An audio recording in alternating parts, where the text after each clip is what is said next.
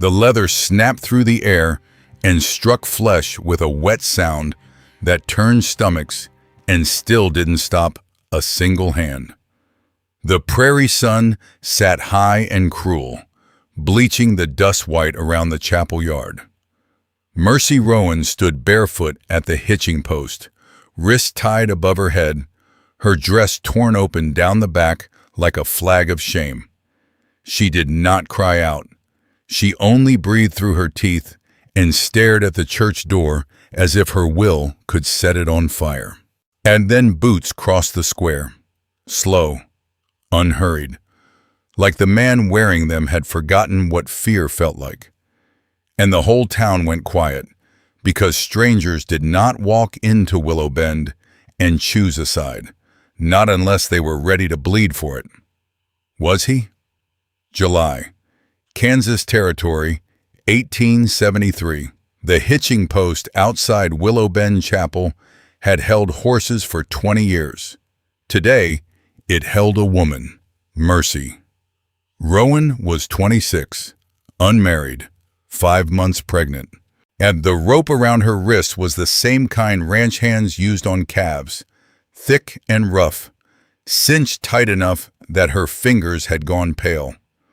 Her feet pressed into dust so hot it burned through skin. She could feel the blistering, the slow sting spreading, but she kept her knees locked. She would not bend. Reverend Silas Crow stood behind her with his sleeves rolled to his elbows. He held the whip like a tool, like something righteous, like he was splitting wood for winter instead of cutting open a human back. 5 lashes, he had announced to the congregation, voice booming across the square. 5 for sin carried openly.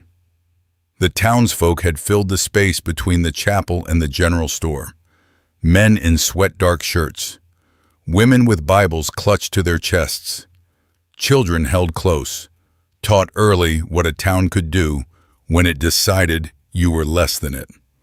No one met Mercy's eyes for long, and they all knew who had put that child in her belly. Harlan Kitt, the banker's son, clean boots, soft hands, promises whispered on Saturday nights. And then, when Mercy's body began to show the truth, he'd taken the morning coach east and disappeared like smoke. Willow Bend did not punish a Kitt, so it punished her. The first lash had come down in the late morning heat. The second had burned deeper. By the third, a thin line of blood had run down Mercy's side and darkened the dust under her feet.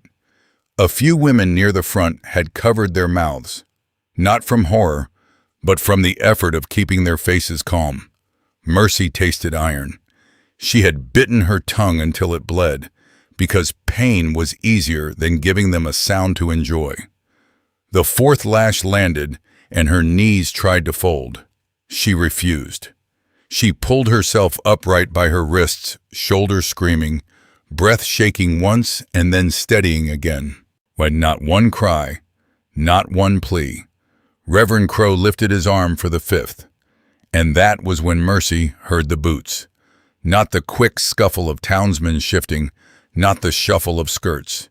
These were measured steps, heavy and calm, crossing packed earth like the man had all the time in the world. The crowd saw him first. The sound in the square died like someone had pinched out a candle. Mercy couldn't turn her head far enough, but she felt the stillness hit her. Ye felt it in the sudden silence of 60 people remembering they were capable of fear. Reverend Crow froze with the whip raised. "This is church business," he called out, trying to make his voice strong. "Keep walking, stranger." The boots did not speed up. They did not slow down. A tall man came into Mercy's blurred edge of vision, stopping beside the post. He wore a long duster caked in trail dust so thick it had lost its color. A hat pulled low. No badge. No gun on display. Just a man, but close enough now that she could smell him. Horse sweat, wood smoke, long miles. He reached up with both hands and began untying the rope. Not fast, not wild, steady, careful, like he was freeing a snared animal. His fingers moved with a patience that made Mercy's throat tighten. No one touched her gently. Not in Willow Bend. Not anymore. "Stop!" Reverend Crow stepped forward, face flushing red. "You have no authority here. That woman is under correction." The stranger did not answer. As the rope loosened, Mercy's arms dropped like stones. The pain shot through her shoulders and she swayed, the world tilting hard. She would have hit the dust, but the stranger caught her. One arm slid under her shoulders. The other braced her ribs, careful not to press against her torn back. He held her upright without pulling her close, without taking what wasn't offered. Just holding. Mercy lifted her head, blinking sweat and tears she refused to let fall.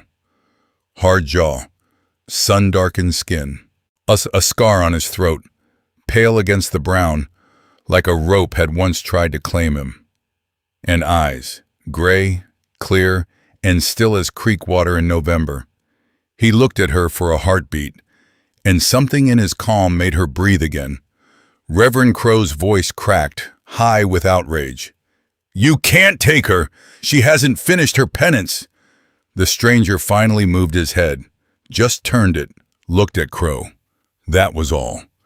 Whatever Crow saw in those eyes made him stop mid-step. The whip dipped. His mouth opened and then closed again, like his tongue had forgotten how to work.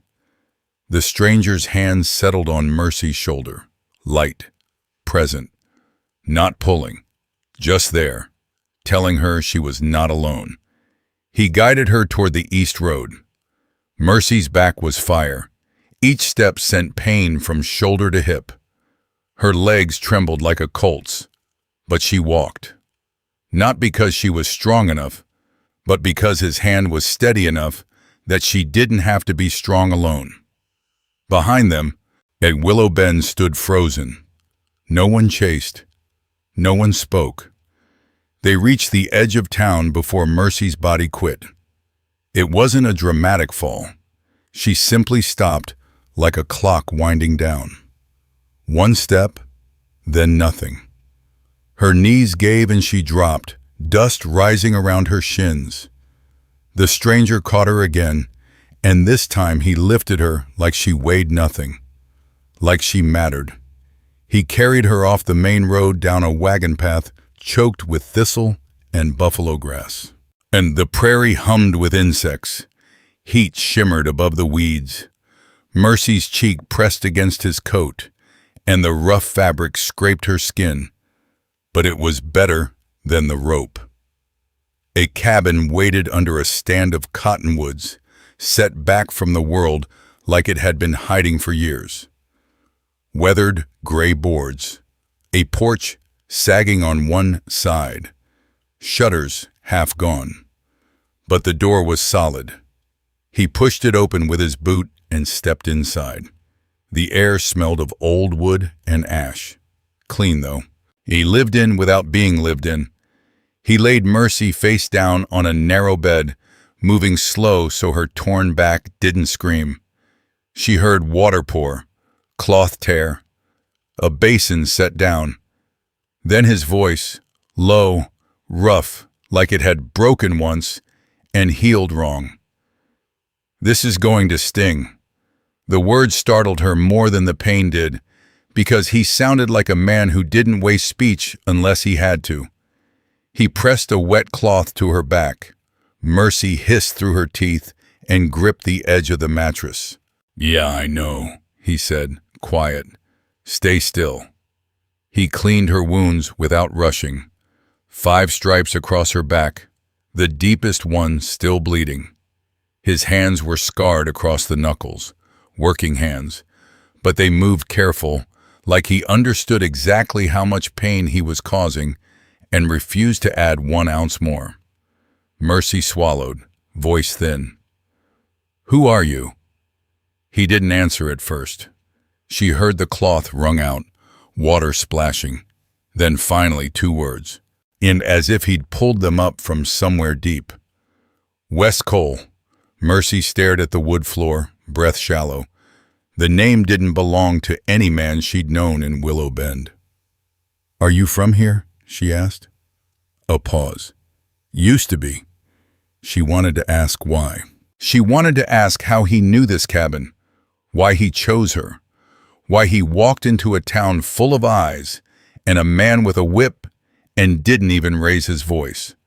But her back throbbed and her belly felt tight, and the room tilted like the prairie was rolling under her.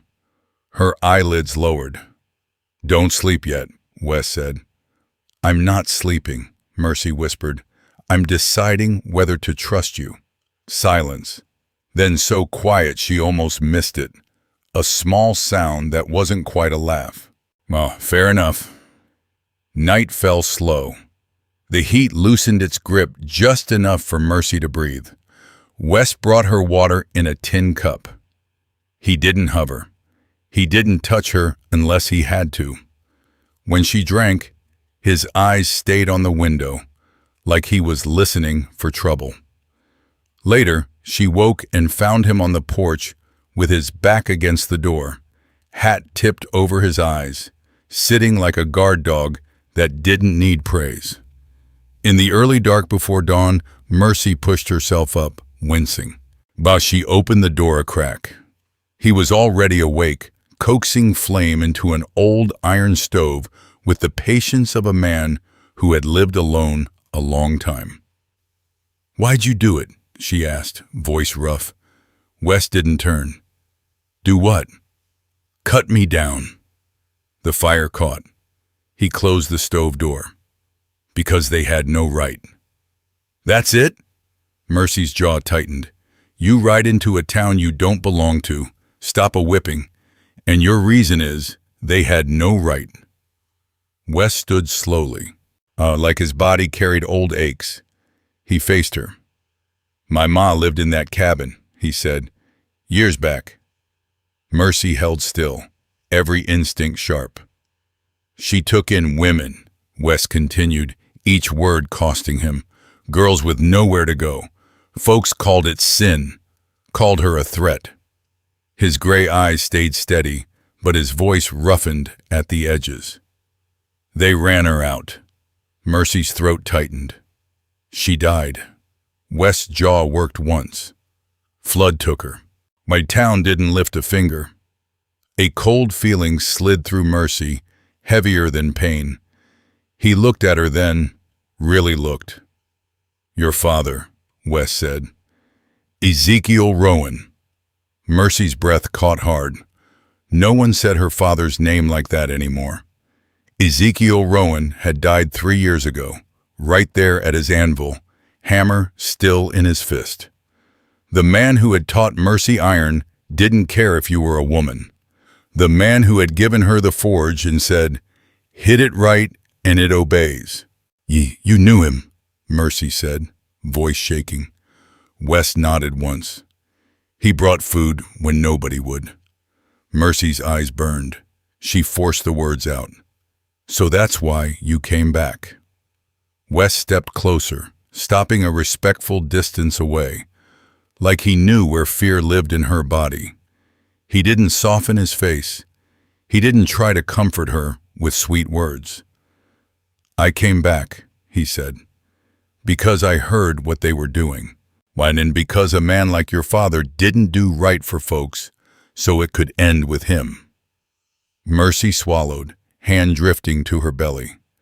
The baby fluttered once, like a small bird trapped under her ribs. Outside, the prairie wind moved through the cottonwoods, whispering like the town could not reach them here.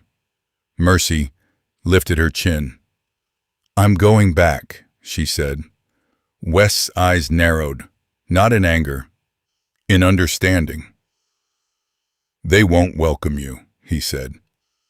"They never did," Mercy answered, and the truth tasted like blood. "I just didn't notice until they tied me to a post." West held her gaze, and for a blink She thought she saw the edge of something on his mouth. Not a smile, not quite, more like respect. "I'll walk with you," he said. "I don't need you," Mercy replied, because pride was the only coat she had left. Wes nodded once. "I know." He said it like a promise, and as the first light crept over the prairie, Mercy Rowan stood in a cabin she didn't own, but with a broken back and an unbroken spine, and realized the town she'd survived was not done trying to finish her. But neither was she. She stepped toward the door anyway, and Wes Cole moved with her, boots steady on old wood, as if the next fight had already started. They walked into Willow Bend just after sunrise. The air was already hot. Cicadas screamed in the cottonwoods like they were warning the world. Dust clung to Mercy's boots and to the hem of her plain work dress, the one she wore when she meant business and didn't care who looked. Her back still ached under the fresh cloth West had tied there. Every step pulled at the healing stripes like fire under skin, but she kept her shoulders straight. Wes Cole walked one pace behind her, not crowding, not leading, present, solid, like a fence post you could lean on without asking. Old Jeb Marlowe, sweeping the porch of the general store, stopped mid-sweep when he saw them. His broom bristles hung in the air, his mouth opened, then shut again. His eyes dropped to Mercy's bandaged back and slid away like they were ashamed of what they had seen. Good, Mercy thought. Let them look away. Let them remember. She did not look at Jeb. She kept walking to the end of the street and to the stone building with the tin roof and the wide doors. Rowan Ironworks. Her father's sign still hung above it, the letters fading but proud. The smell hit her before she even touched the handles.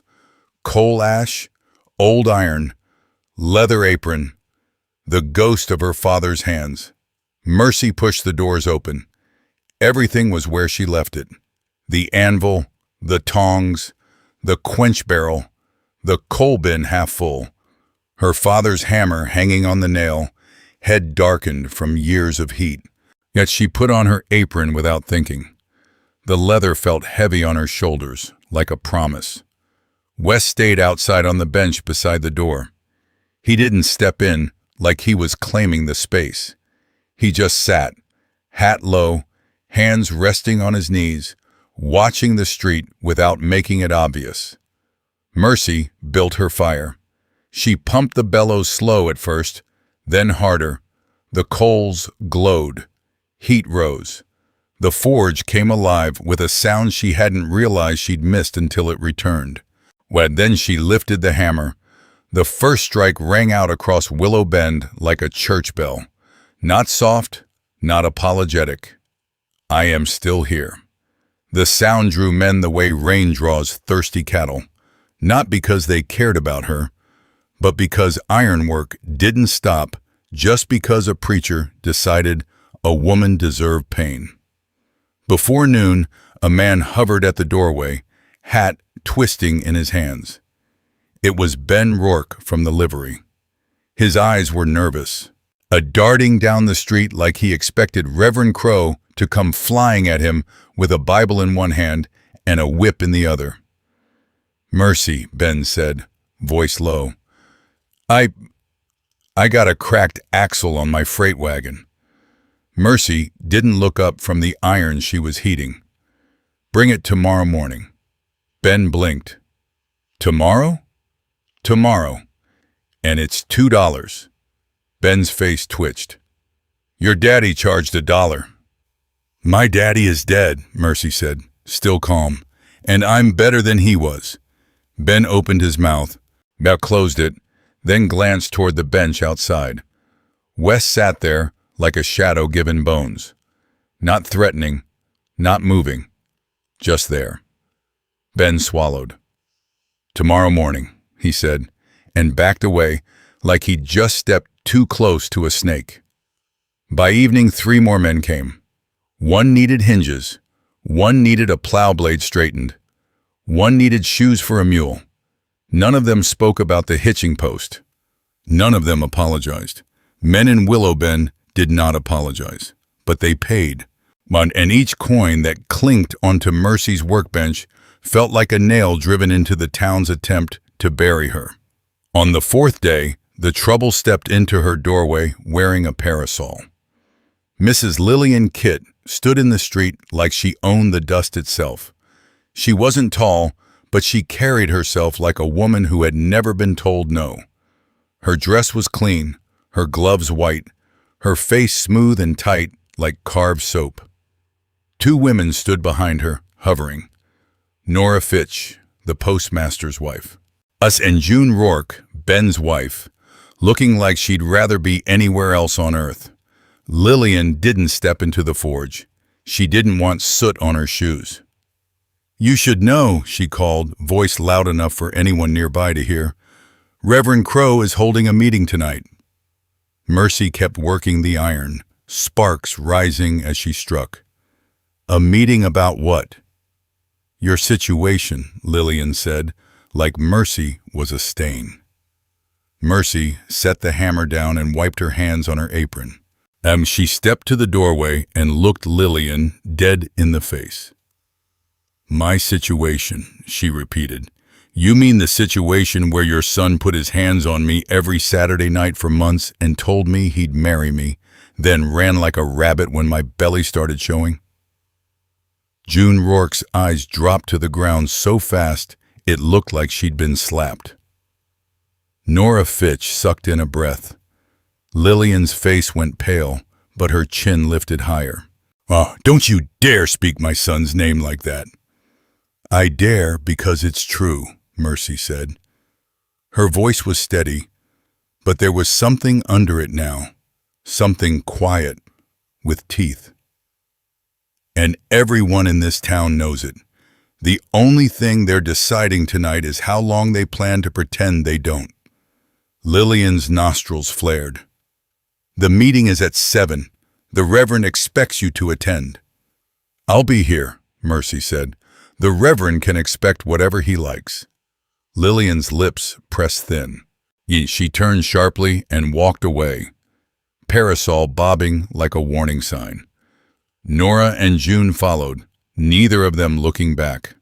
West appeared in the doorway behind Mercy. "You heard?"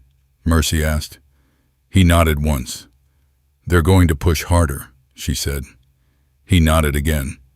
Mercy turned her head toward him. Irritation flaring despite her exhaustion. "Are you going to say something useful, or are you going to keep nodding like a fence post?" For the first time, something cracked on his face. And a real smile, brief, startled, like sunlight slipping through storm clouds. "I was going to say you handled that just fine," he said. "I know I did," Mercy replied. "I know you know," he said. They stared at each other for a heartbeat too long, and something moved between them, small and warm and new, like the first coal catching in a cold forge. That night the meeting happened without her. Mercy heard about it the next morning from old Jeb Marlowe. He shuffled into the forge early. He hat in hand, eyes rimmed red like he hadn't slept well. "Reverend Crow said you're a stain," Jeb muttered. "Said you refused to repent." "What else?" Mercy asked. Jeb shifted his weight. "Said maybe the forge ought to be shut down. Said a woman running a business alone ain't natural, especially in your condition." Mercy's hand rested on her belly without thinking. The baby fluttered, slow and soft. "Anything else?" she asked. Jeb hesitated. "Ben Rourke spoke up for you." Mercy looked up, surprised. "Ben?" "Said you fixed his wagon tongue better than your daddy ever could," Jeb said. "Said he didn't see how honest work was anybody's business but yours." Mercy felt something loosen in her chest. Not forgiveness, just a crack in the wall. And Crow? She asked. Crow called him weak, Jeb said. Called him led astray by feminine wildness. Mercy snorted once, sharp. Feminine wildness doesn't fix iron. Jeb nodded, almost grateful for her anger. Then his shoulders sank. Mercy, he said quietly. I should have stopped them when they tied you to that post. Mercy didn't answer right away. The forge fire crackled. Heat breathed against her face. Jeb's voice broke. I didn't, and I got to live with that. He shoved his hat back on, eyes shiny. If you need anything from the store, you come by. Put it on account. Then he left fast, like staying longer would crush him. Mercy stood there alone for a long moment. Outside, and she could hear Wes's boots on the porch, slow pacing, watchful, like he was guarding the place with nothing but stubbornness and bone. She picked up her hammer again. Strike, strike, strike. The rhythm steadied her hands. Then, before dawn the next day, she found the paper nailed to her forge door. A single nail driven deep, like whoever put it there wanted it to hurt. 6 words, written in rough, angry strokes. Women who defy God burn. Mercy read it twice. Then she pulled the nail out with her bare fingers, walked inside, and fed the paper to the forge fire. The flame took it fast. The words curled and vanished. West was behind her when she turned. Saw it, he said. And you think burning it makes it go away? Mercy asked. No, West replied, voice flat. I think it means you're not scared of paper. Mercy stared at him. Somebody came to my door in the dark. West's jaw tightened. A muscle jumped in his cheek. I'll sleep inside tonight, he said. Mercy stepped closer, eyes hard. You'll sleep where you've been sleeping, on that porch. West's gaze sharpened. Mercy. I'm not hiding behind a locked door in my own father's forge, she cut in. No, that's what they want. They want me small. West held her stare a long moment. Then he nodded once, like he'd just swallowed a fight. All right, he said. That morning the boycott started. Not official, not announced. But Mercy felt it in the emptiness. Jed Carter didn't return for his repaired chain. Widow Parker sent her boy to say she'd wait a spell on the new grate. Men who used to wander in for small work crossed the street instead and kept their eyes on the dirt. When even Ben Rourke walked past once and didn't look up. By midday, Mercy stood in her doorway watching the town pretend she wasn't there.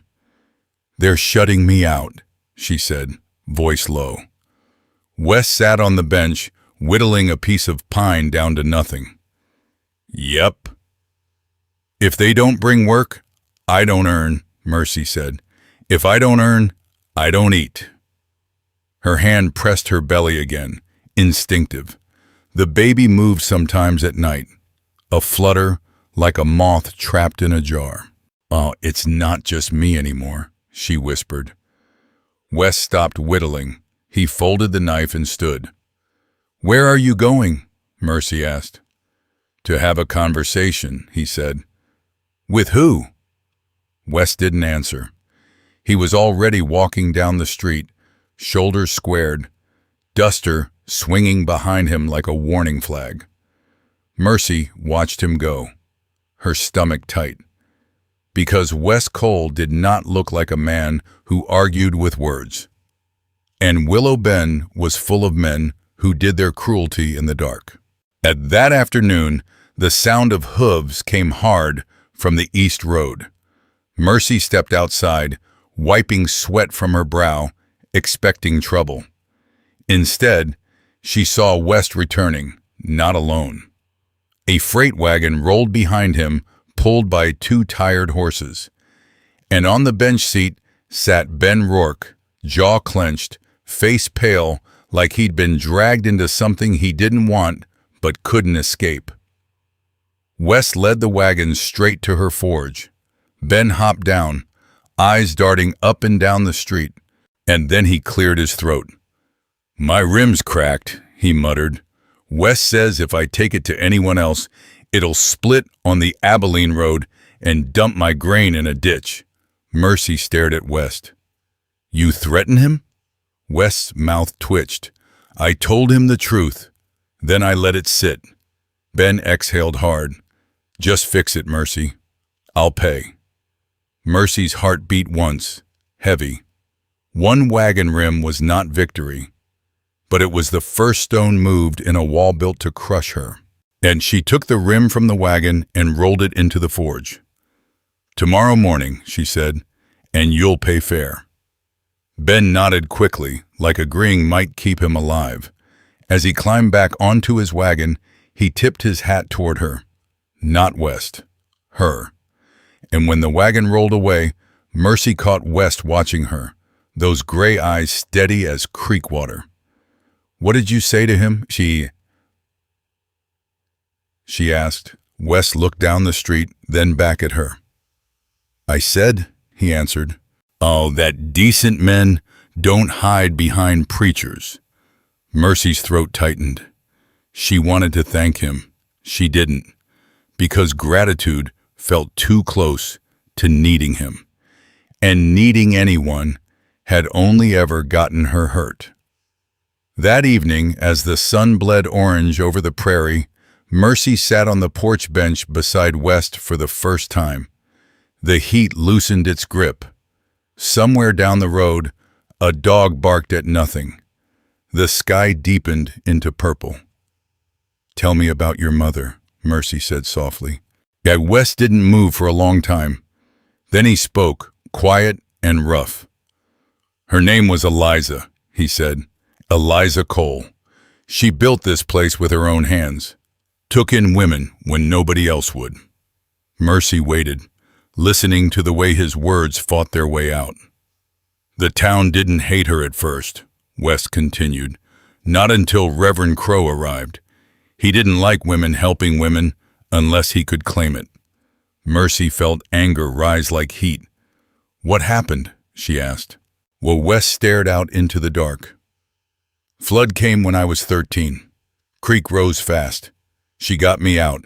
Went back for 2 women staying with us." His voice caught, just once. "The roof came down," he said. "They got out. She didn't." Mercy's chest ached as if the story had punched her. "And you ran to town," she said, not asking. "You begged for help." West's jaw tightened. "You know how many doors opened?" Mercy swallowed. "How many?" "1," West said. Mercy's eyes burned. My father." West nodded once. "He grabbed a rope and a lantern and ran with me," West said. "Never told anyone. Just did it. That's the kind of man he was." Mercy stared at the prairie dark. Her father's goodness had reached farther than she'd ever known. She turned her head toward West. "Is that why you keep doing this? Because of him?" West's gaze shifted to her face. Heavy. Honest. "Partly," he said. "And the other part?" West's voice dropped, rough as gravel. Because somebody should," he answered. The words sat between them like a brand pressed into hot iron. And Mercy understood then, with a chill that had nothing to do with night air, that Willow Ben was not finished with her. The note on the door had been paper, but paper was never the end of a threat. It was only the first whisper of fire. The next morning, Mercy opened her forge and found something waiting on her anvil. A dead cat. Throat cut clean. Ye blood pooled in the groove where hot iron was supposed to rest. Mercy didn't scream, but this time her hands shook. West stepped in behind her, breath catching once. "Don't touch it," he said. "I wasn't planning to," Mercy whispered. West carried it out back and buried it without ceremony. When he came back, his face was different, harder. The gentleness she'd started to trust had pulled behind something older and colder. "This ain't a boycott anymore," Wes said, and Mercy's voice went thin. "No." Wes looked at her belly, and Mercy knew what he was about to say before he said it. "If you tell me to leave," she warned, "I will never forgive you." West held her gaze, jaw tight. His voice came low and steady. "I was going to say, we need help," he said. "Not leaving. Help." Mercy exhaled, shaking. "From who?" she asked. "This town would watch me burn." West's eyes narrowed. "Not all of it." Mercy hated that he might be right, yet because hope was dangerous. That afternoon, West left town again, walking with purpose, disappearing past the last house like a man stepping into a fight. He was gone 4 hours. When he returned, he had a bruise on his cheekbone and a split lip. Mercy stormed onto the porch. "What happened?" West wiped blood from his mouth with the back of his hand. "Had a disagreement." "With who?" Mercy demanded. West's mouth tightened. A man who needed reminding." "That's all you're giving me?" Mercy snapped. West met her eyes. "I talk to ranchers, farmers, folks outside town who don't come to Reverend Crow's meetings." "And one of them hit you," Mercy said. West's mouth twitched, almost humorless. "He swung first." Mercy's anger flared. "And you?" "I didn't swing back," West said. Mercy blinked. "Why not?" West's eyes stayed steady. That's what convinced him. She stared at him, breath caught. This infuriating man, this quiet man, this man who took a punch and called it diplomacy. "What did they say?" she asked. "3 families will bring work," West said, quietly. "Back door, not front. They don't want Crow knowing." Mercy's jaw clenched. "So I'm taking secret customers now." "You're surviving," West replied. "Call it what you want." Mercy wanted to argue. She wanted to scream that she would not hide. But she saw the dead cat on her anvil in her mind, felt the baby's flutter in her belly. Pride was a luxury she couldn't always afford. "Fine," she said. "Back door, for now." The work came, just like West promised. A broken plow from the Hendricks farm, wagon hardware from old Mr. Peel, branding irons from a rancher named Grady Holt, who lived 12 miles out and didn't care what any preacher thought. The forge stayed lit. The hammer sang. For 1 week. Yet it almost felt like the town might settle into a new kind of uneasy peace. Then the stagecoach rolled in, dust billowing down the main street. Mercy didn't think anything of it until she saw West stand up from the bench. West never stood for anything unless it mattered. She stepped into the doorway, heart beating hard. A man climbed down from the coach in a clean suit and polished boots that had never seen honest work. Harlan Kitt, the banker's son, the father of her child. Mercy's hand went to her belly without thinking, fingers pressing as if she could shield the baby from the sight of him. Harlan didn't glance toward her forge. He adjusted his cuffs and walked into the hotel like he owned the town. West's voice came low behind her. "Mercy," he said. "I see him," she replied, teeth clenched. West watched her face like he could read every weapon forming in her mind. "What do you want to do?" he asked. Mercy's grip tightened on the tongs in her hand until the metal bit her palm. "I want to put these through his teeth," she said softly. Then she set them down, careful, deliberate. "But I won't," she added, voice shaking, "because I'm not giving them another reason to call me wicked." West's eyes stayed on her.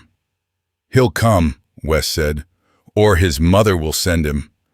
Mercy swallowed. "I know." Wes's voice dropped. What will you say? Mercy looked at the forge fire, and at the orange heart of it pulsing like something alive. Then she lifted her chin. I'll say the truth, she whispered, and as if the prairie itself heard her, the wind shifted, carrying dust down the street like a warning. Because truth in a town built on lies was not a gentle thing. It was a spark. And sparks, Mercy Rowan knew, could burn down more than buildings. Harlan Kit came 2 days later, not to the forge, to the cabin. He showed up at noon when the sun was mean and the air tasted like dust and heat. Mercy was inside resting, her back aching under the bandage, the baby pressing against her ribs like it wanted more room than her body could give. A knock sounded. She opened the door, and there he was.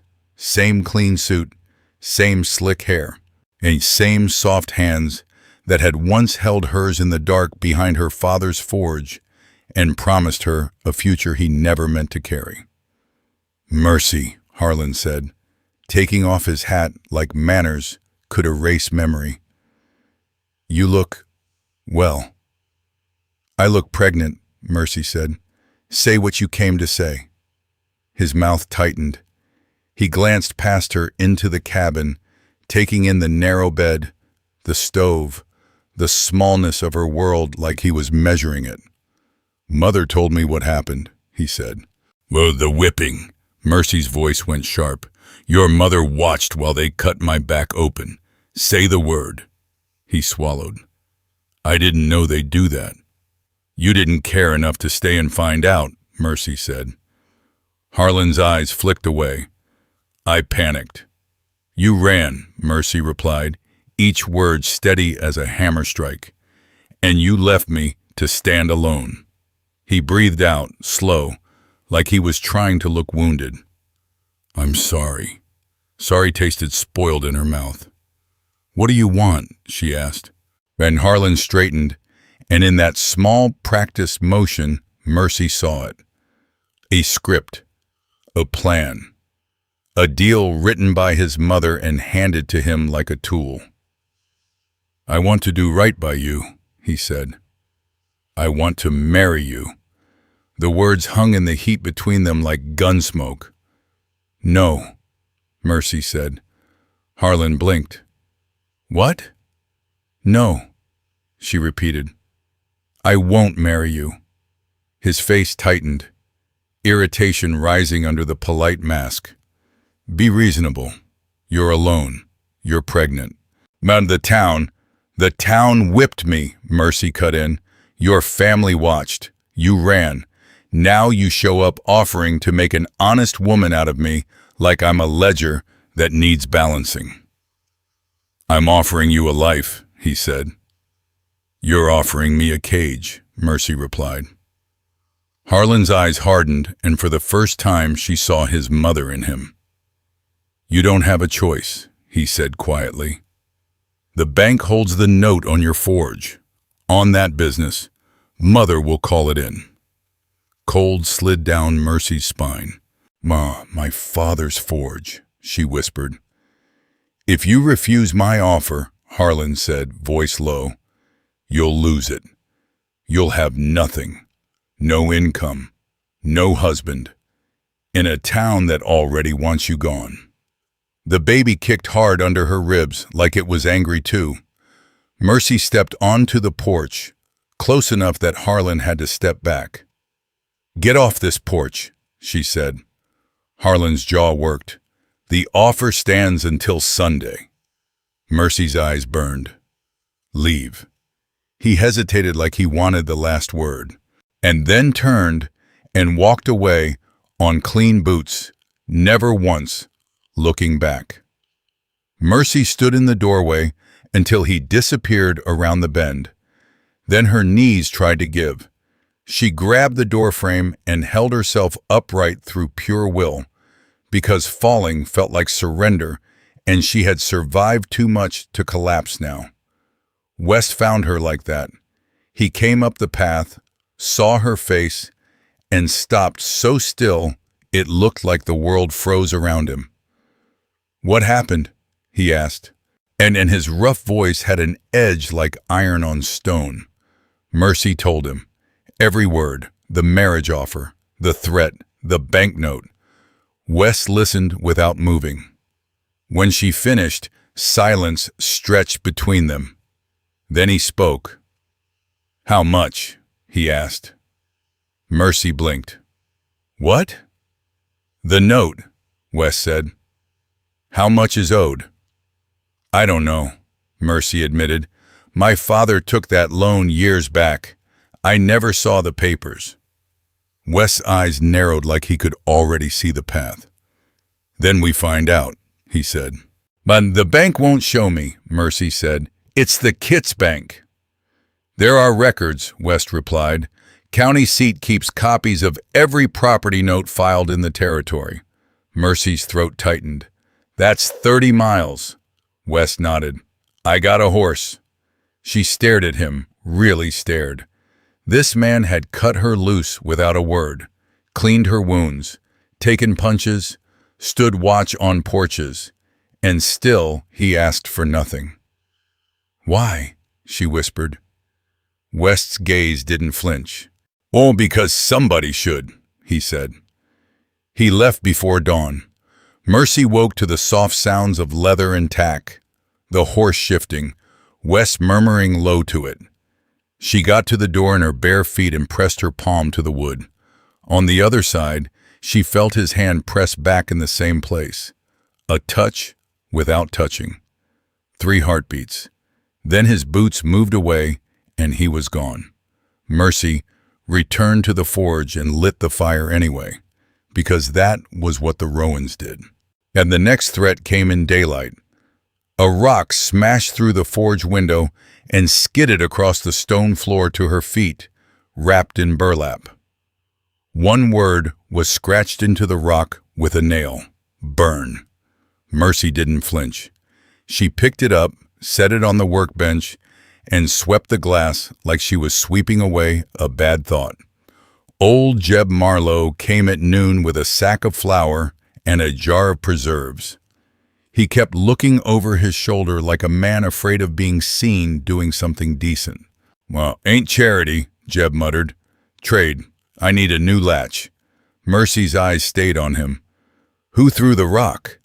Jeb's mouth tightened. "I don't know for certain." "You know something." Jeb swallowed. "I heard kerosene mentioned," he said quietly. "That's all I'm saying." Mercy's stomach went tight. That night she didn't sleep. She sat in the cabin with her father's old shotgun across her knees. It was the one he'd kept above the forge door for rattlesnakes. Yet she didn't even know if it would fire, but the weight of it gave her something solid to hold. Every sound outside felt sharp. Wind through buffalo grass, cottonwoods creaking, a coyote calling thin and lonely from the west. Saturday morning came hot and too quiet. The main street was empty, doors shut, curtains drawn.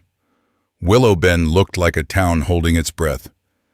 Then Mercy saw them, 4 men walking toward her forge. Jed Carter in front, Billy Stokes beside him. On 2 ranch hands from the kit spread behind them with empty faces and thick arms. Each carried a kerosene can that glinted in the sun. Mercy's heart slammed against her ribs. The baby kicked once, hard, like a warning. She could run, back door, cabin, shotgun, lock herself in. But her father's anvil sat behind her. The sign with his hand-painted letters hung above her. Every tool in that forge was his memory made solid. She picked up her hammer, and she walked to the doorway. Jed stopped 20 feet away, sweat shining on his face. "Mercy," he said, trying to sound like this was normal. "Step out. Reverend says this place has to come down." Mercy's voice was calm. Funny. The meek always seemed to be the ones holding kerosene. Billy shifted. "Don't make it hard." "I'm not making anything," Mercy said. "You are. You want to explain how burning down a pregnant woman's livelihood is God's work? Jed's eyes flicked away. It's orders, he muttered. From who? Mercy asked. Reverend Crow or Mrs. Kit? Jed's face tightened. Mercy stepped forward one pace. You came to me 2 weeks ago with broken chain links and called me Miss Rowan. Now you're here to burn me out.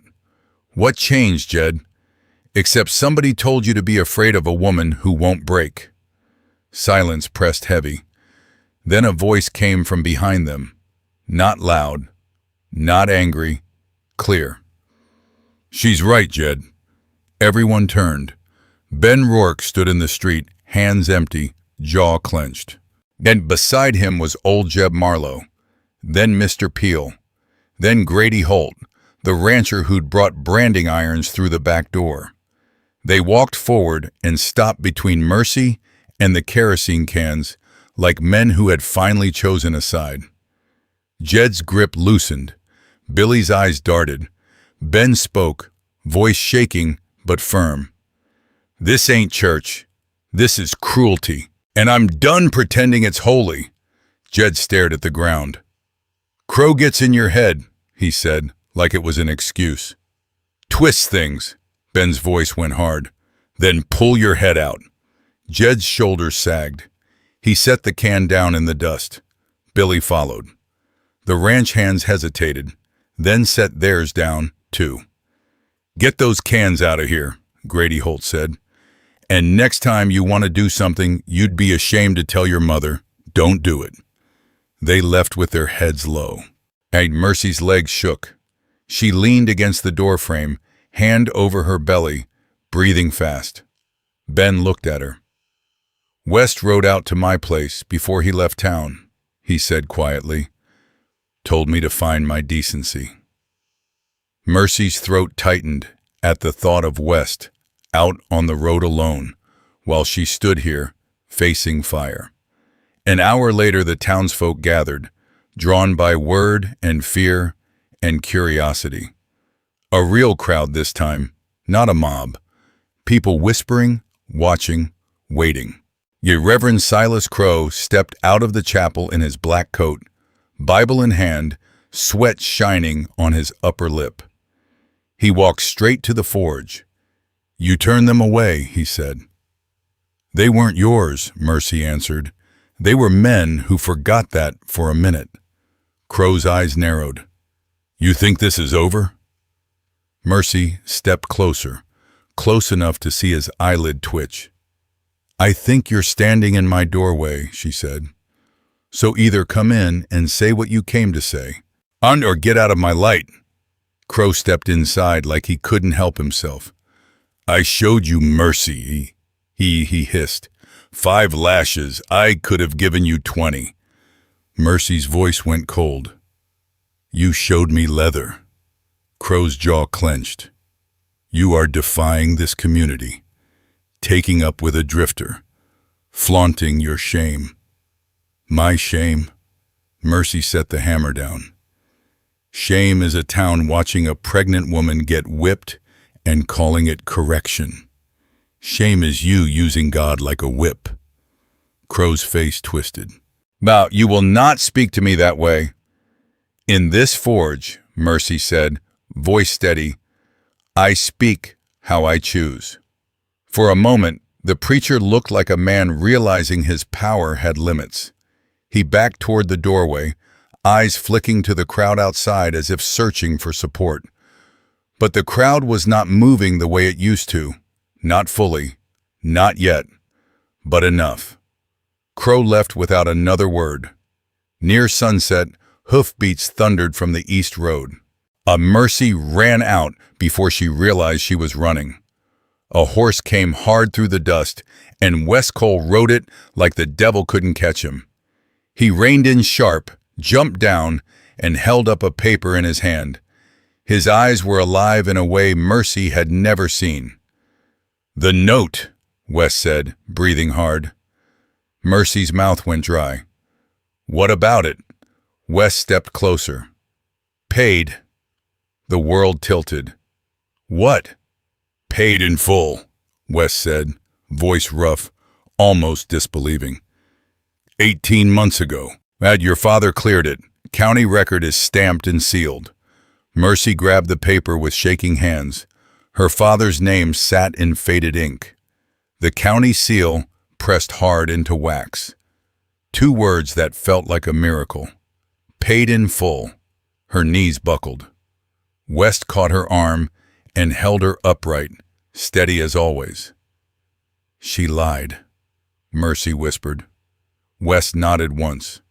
She bluffed. Mercy pressed the paper to her chest and laughed through a sound that was too close to a sob. Her father, gone 3 years, still protecting her. Tomorrow was Sunday. Mercy lifted her chin. I'm walking into that church, she said. I'm showing this to every soul who watched me bleed. West's eyes stayed on her face. I know. You coming with me? West didn't answer with words. He just stood beside her, and that was enough. Sunday morning, the chapel was full. Every person in Willow Bend packed into pews with clean faces and dirty secrets. They turned when the door opened. But Mercy Rowan stepped in wearing her work dress. Belly unapologetic, spine straight. West Cole followed 1 pace behind her. Reverend Crow's sermon died in his throat. Mercy walked down the center aisle and stopped at the front. She faced them all and held up the county paper. 3 weeks ago, she said, voice clear, you watched me get whipped outside this building. Not one of you stopped it. Murmurs rippled. Mercy kept going. 2 days ago, men came to burn my forge. Yet they left their kerosene in the dust because some of you remembered you still had souls. She lifted the paper higher. Harlan Kitt told me I had to marry him or lose my forge, Mercy said. He said his mother held the note. All eyes slid to Lillian Kitt in the second row. Mercy's voice sharpened. My father paid it off 18 months ago. Lillian Kitt has no claim. She never did. The church went so silent Mercy could hear her own heartbeat. Ben Rourke stood first, then Jeb, and then Grady Holt. The paper moved hand to hand through the pews, and with every person who read it, something shifted in the room. Lillian's face went pale. Harlan stared at his mother like he'd never seen her before. Reverend Crow tried to speak, but his words fell flat, like a hammer hitting cold iron. Mercy didn't wait for permission. I don't want your apology, she said, scanning the faces. Apologies don't heal scars. And I want you to look at what you became when you let fear wear the shape of faith. She lowered the paper and placed a hand on her belly. My forge is open, she said. If you need honest work, you know where to find me. If you don't, that's your choice. But I'm done kneeling for people who call cruelty holy. Then she turned and walked out. The sunlight hit her face like it belonged to her. Outside, people followed slowly. Not all, but enough. Enough for a start. Well, life didn't turn perfect in a day. Willow Bend didn't become kind overnight. But the forge stayed lit. The hammer kept singing. Women began to show up at her door, not for pity, but for work. A widow who could keep books. A young wife who could pump bellows. A girl with quick hands who learned tongs like she'd been born to them. Mercy taught them the way her father taught her. Put the tool in the hand. Make them trust their own strength. Weeks later, and Mercy's baby came early on a blazing afternoon. The pain hit her at the anvil like a bolt of white heat. She dropped the hammer, and the sound brought June Rourke running, eyes wide, face going pale. They got Mercy to the cabin.